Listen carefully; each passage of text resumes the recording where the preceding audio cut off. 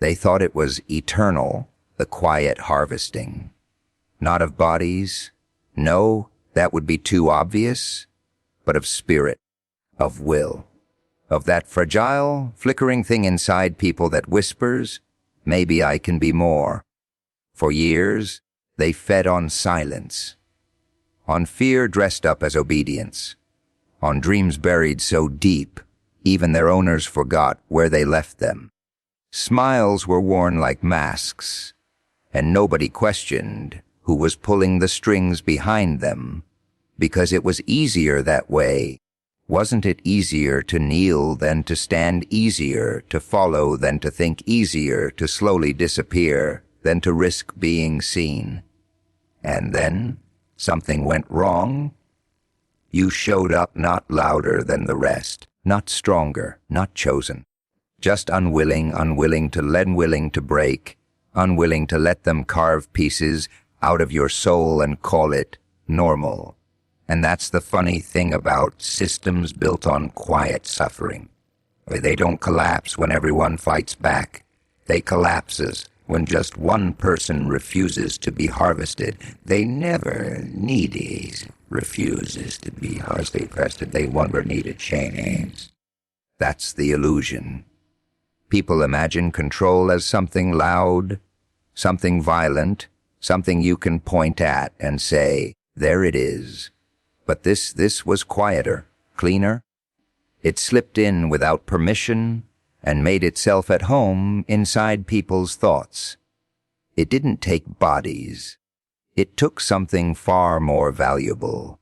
The part that resists, the part that dreams, the part that questions why things are the way they are. It started small.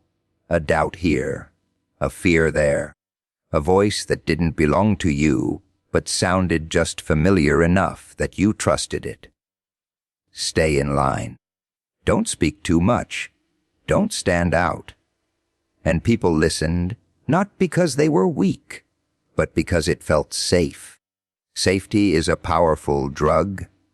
It convinces you that shrinking is survival, that silence is strength, that losing pieces of yourself is just the cost of fitting in.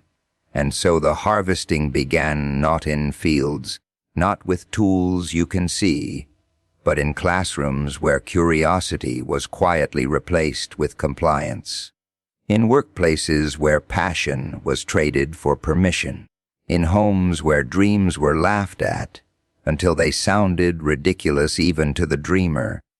Bit by bit, people gave away parts of themselves, not realizing they were feeding something that thrived on their surrender. It was almost elegant, no screams, no resistance, just a slow, steady draining of identity. People woke up one day and couldn't recognize the person staring back at them, but they couldn't explain why. They had done everything right, followed every rule, stayed exactly where they were told to stay, and yet something was missing. Something essential had been taken, and no one could tell them when it happened. That's the brilliance of it. When theft feels like routine, no one reports it. When loss feels like normal, no one questions it. They kept people busy chasing approval, measuring their worth through the eyes of others, comparing, competing, exhausting themselves just to feel like they belonged somewhere. And while everyone was distracted, the real extraction continued beneath the surface. Hope became smaller. Voices became quieter. Fire turned into ash. People started policing themselves. That's when you know the system is working perfectly. No need for force when people enforce their own limitations. No need for cages when the mind builds its own walls. They called it discipline. They called it maturity. They called it growing up, but it was none of those things. It was subtraction disguised as progress. And the scariest part, most people never even realized they were being harvested. Fear was never introduced as fear. That would have been too obvious, too easy to reject. It arrived wearing something respectable, something people could justify. It called itself normal. It blended into routines, into expectations, into the quiet agreements people make with the world just to avoid standing out. Nobody questions normal, because normal feels safe, and safety feels right. It started shaping behavior long before anyone realized it had a name. The hesitation before speaking up. The second, guessing before making a move. The instinct to shrink in rooms where confidence should have lived. It didn't feel like fear. It felt like being careful, responsible. Smart, that's how it survives. It convinces you that playing small is wisdom, that holding back is intelligence, that silence is a sign of control. It whispers that risks are dangerous, that attention is risky, that being seen comes with consequences you're not ready to face. And slowly, that whisper becomes a rule you follow without thinking. People begin to edit themselves. They choose words that won't offend, ideas that won't challenge, paths that have already been approved by someone else. They stop asking what they want and start asking what is acceptable. And every time they choose acceptable over authentic, something shifts inside them, something subtle but permanent. The world applauds it too. That's the twisted part. You get rewarded for hiding, praised for being sensible, encouraged to stay within limits that were never designed for you. You hear things like be realistic, don't aim too high, know your place. And it sounds like guidance, like concern, like people trying to protect you. Protection from what? From failure, from judgment, from stepping outside the script that everyone else is following without question fee. Doesn't it push you back? When it can convince you to stay still on your own, it becomes a filter through. A filter which everything is measured. Opportunities look like threats. Growth feels like danger. Even your own potential starts to look suspicious, like something that might expose you instead of elevate you. And so you retreat, not because you lack strength, but because you've been trained to associate courage with risk, with loss over time. It rewires identity. You don't say, I'm afraid. You say, that's just not me. You don't admit you're holding back. You claim you're being practical. Fear doesn't just influence decisions, it redefines who you believe you are. It builds a version of you that fits perfectly inside its boundaries. And everyone around you reinforces it because they're doing the same thing. They've accepted the same limits, followed the same unwritten rules, convinced themselves that this is how life is supposed to be. So, when someone starts to step out, starts to question, starts to move differently, it makes them uncomfortable. Not because it's wrong, but because it exposes something they've buried. So they pull you back not with force, but with advice, not with threats, but with concern, not with control, but with the illusion of care. And just like that, fear keeps wearing its mask, looking ordinary, sounding reasonable, feeling like the only way to survive, while quietly making sure no one ever truly lives. It was never announced as a rule. No one gathered in a room and declared that individuality had to be traded for obedience. It just settled in like dust, invisible at first, then everywhere. People didn't notice the shift because it didn't demand anything all at once. It asked for small adjustments, tiny compromises, just enough to keep things smooth, to keep things predictable, Follow the line, stay in place, do what works. It sounded reasonable. It always does. Individuality is messy. It questions things, disrupts patterns, refuses to fit neatly into expectations. Obedience, on the other hand, is clean, efficient, easy to manage. It creates order, and people are taught to value order above all else. So when the two stood side by side, the choice was quietly made long before anyone realized there was even a choice to begin with. People started sanding down their edges, the parts that made them different, the thoughts that didn't match the crowd, the instincts that pushed them in directions no one else seemed to understand. Those became inconvenient, difficult, risky, so they were softened, reshaped, or buried entirely, not because they had no value, but because they didn't fit the structure that had been built around them. And the structure rewarded obedience every time. You follow instructions. You get approval, you repeat what's expected. You get recognition, you stay within boundaries. You get accepted. It becomes a system of quiet conditioning, not enforced through punishment as much as reinforced through validation. People learn quickly what gets them ahead and what gets them ignored. And once that pattern locks in, they stop exploring who they are and start perfecting who they're supposed to be.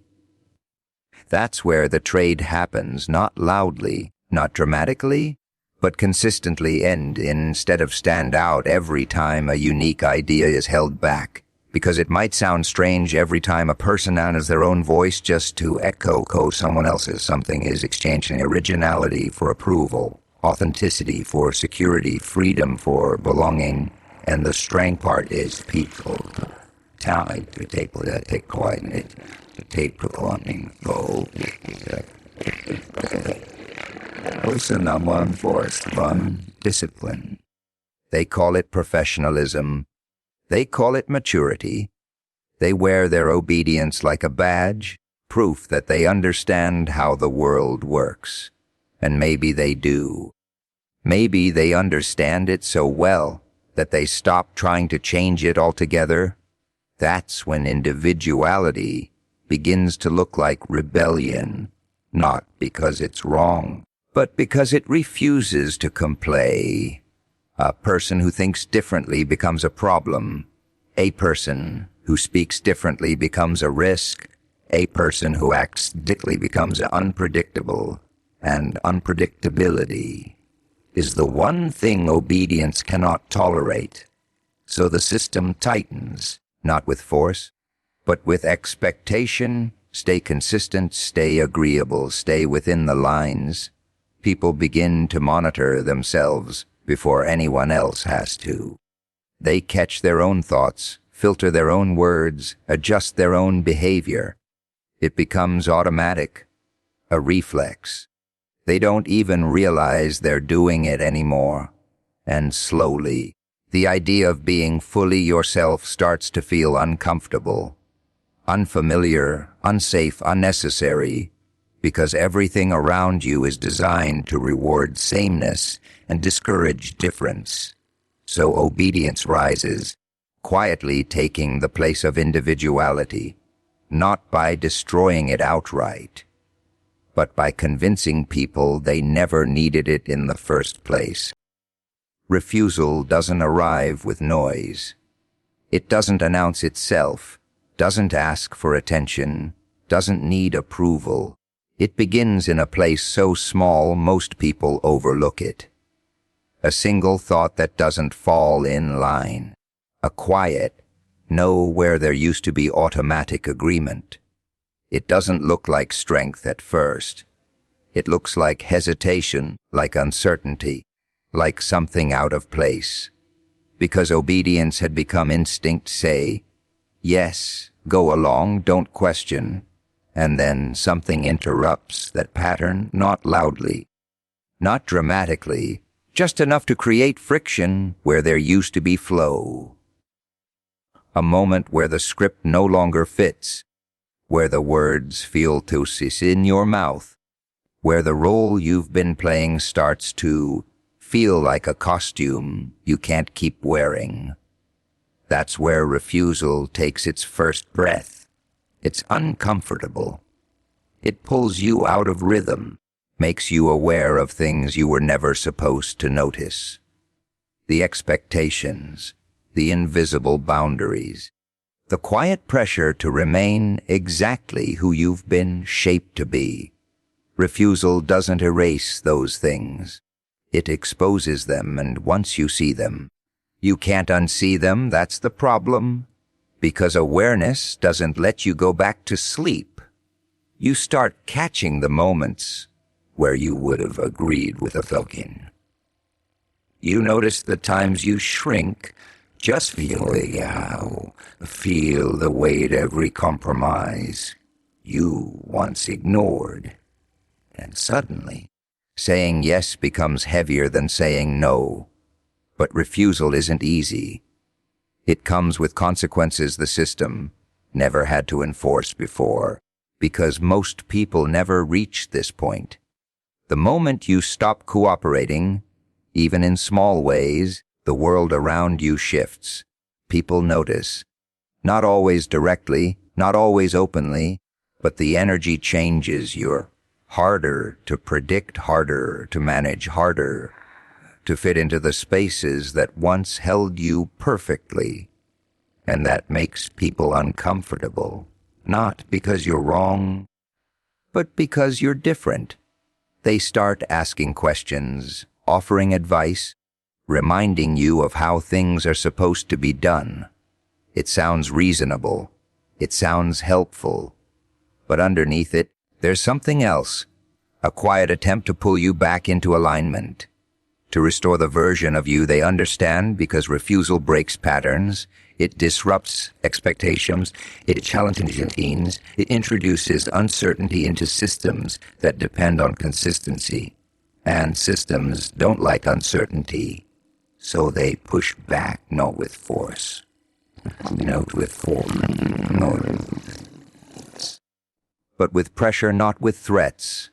But with doubt, not with control. But with subtle reminders of what you risk losing: approval, acceptance, belonging. Refusal asks you to weigh those things against something far less tangible, but far more important to most people's self.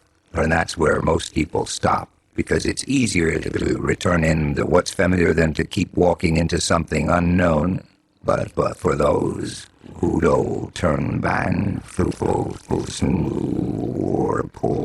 turn back, something begins to change. Refusal stops feeling like resistance and starts feeling like clarity, like choosing your own thoughts instead of inheriting them, like speaking words that actually belong to you, like standing in a space that isn't defined by someone else's expectations. It doesn't make life simpler.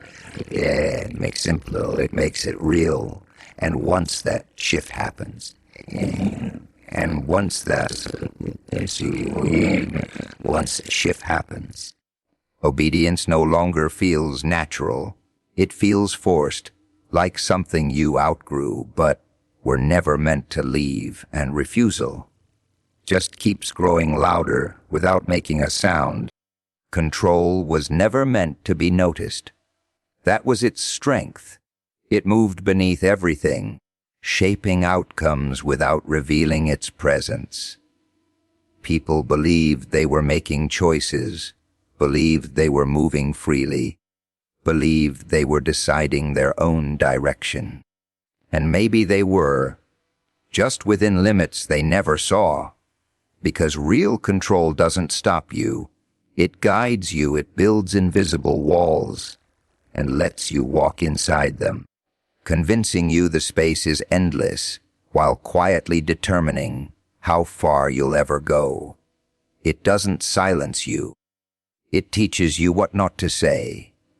It doesn't block your path. It shows you the right ones to take, and for a long time, it worked perfectly. People stayed predictable, patterns stayed intact, nothing moved unless it was supposed to. Then something shifted, not everywhere. Not all at once, just in one place where the pattern didn't hold. A single interruption. A break in rhythm.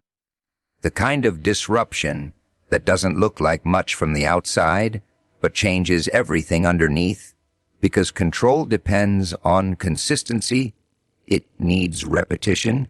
It needs obedience. It needs people to follow the same scripts without deviation. Take that away, even slightly, and the system begins to falter. Disruption doesn't need to be loud. It can be a question that wasn't asked before a decision that doesn't match expectations. A step taken in a direction no one accounted for, and suddenly, the structure has to respond. That's when cracks appear, not visible ones. Not at first, but fractures in the way things function. The smooth flow starts to stumble. The predictability begins to slip. Control loses its grip, not because it's weak, but because it was never designed to handle unpredictability. It was designed to manage patterns, not break them, and disruption creates something dangerous, uncertainty. Once uncertainty enters the system, everything becomes harder to maintain. The rules don't apply as cleanly.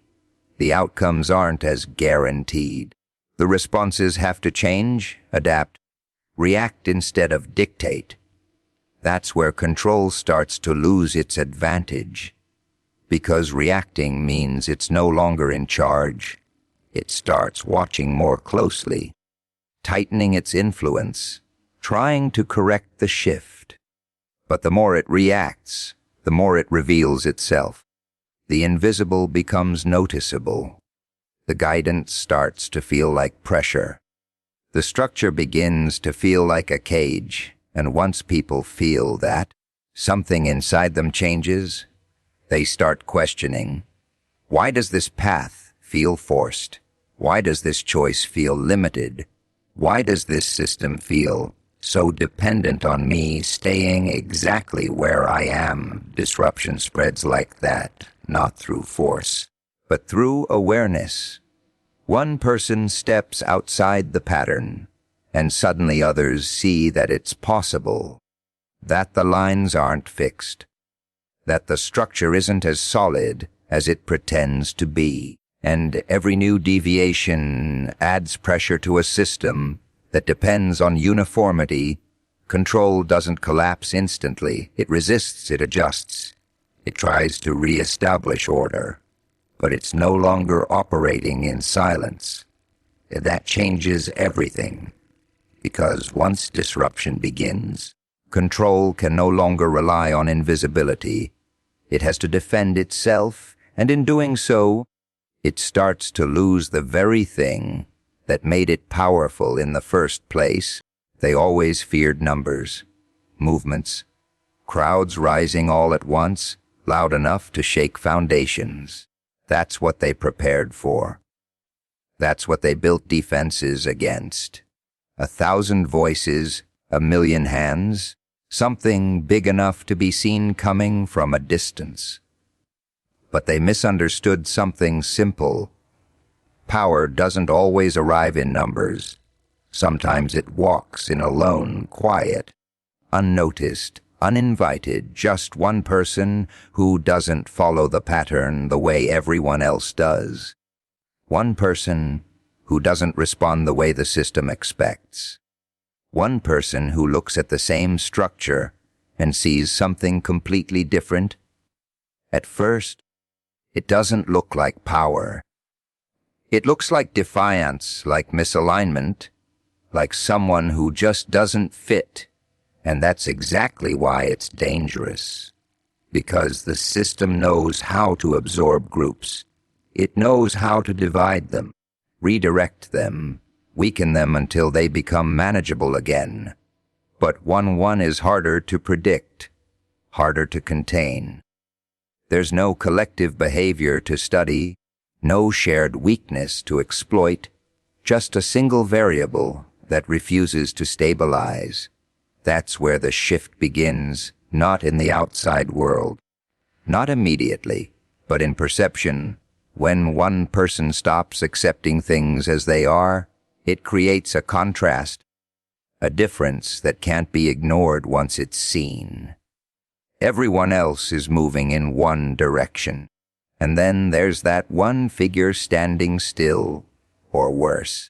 Moving the other way, it disrupts certainty. People start noticing the gap between what could be. They start questioning why they never saw it before. They start wondering if the rules they followed were ever as fixed as they believed. And all of that begins with one, not because that person is strong or not, because they're chosen, but because they crossed a line as existed the moment they refused existed. Within we lost one in real lies exist a moment movie for foreign where the views stay within it. Something invisible broke, the illusion of permanence, because systems rely on belief as much as structure. They need people to believe that things cannot change, that resistance is pointless, that the way things are is the way they will always be. Remove that belief, even slightly, and everything becomes unstable. One person can do that. By acting differently, thinking differently, by refusing to mirror what everyone else has accepted without question. It doesn't need to be dramatic. It just needs to be real, and reality has a way of spreading, not like noise, not like chaos, but like something quieter, something more persistent. People begin to see themselves in that one person, not completely, not all at once, but enough to feel something shift inside them. A thought they can't ignore, a question they can't silence, a possibility they can't unsee. And once that starts, it doesn't stop, because now it's no longer just one. It's many who have seen what one revealed. But it always begins the same way, with someone who refuses to stay where they were placed. Someone who stops playing the role they were given. Someone who turns around and faces something everyone else kept then back to moment. In that moment, without permission, without warning, the direction changes, the balance shifts, and the table doesn't belong to the same hands anymore.